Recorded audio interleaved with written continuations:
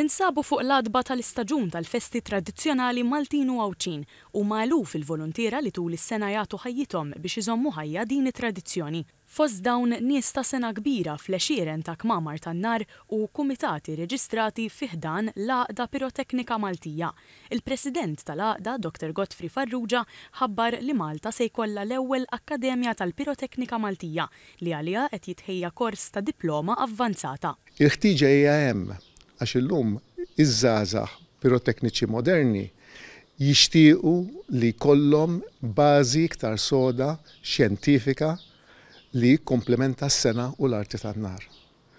U jiena nemmen li l-ħerqa u l-għaġġ għall-Akkademja ma jeżistix biss fil-pirotekniċi imma anke f'nies oħrajn li jridu jkollhom dak l-apprezzament għall-arti piroteknika. Dr. Farrugia spjega l-għanijiet tal-Akkademja u qal li bis-saħħa tas-sillabi li qed jiġu żviluppati l-Akkademja tal-Piroteknika se ġġib liċenzja rikonoxxuta mill-awtoritajiet edukattivi. Irrimarka wkoll li l-inċidenti fil-kmamar tan-nar naqsu drastikament fl-aħħar snin u spjega l-ħidma li saret biex dawn ġew indirizzati.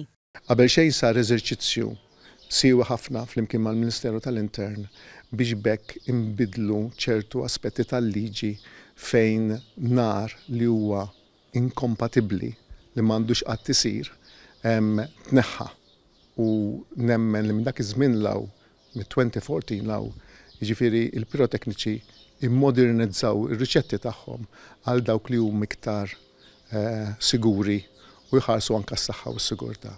Fid-dawl tal-fatt li tul l-istaġun tal-festi il-kmamar tan-nar ikunu mimlija attività, Dr. Farrugia appella għal attenzjoni u kawtela biex waqt li ngawdu l-ispettakli li jafitella l-Malti b'senetu fl-istess waqt inħarsu s-saħħa u s-sigurtà ta' kull min hu involut f'din it-tradizzjoni tant tal-qalb il-Maltin u l-Għawċin.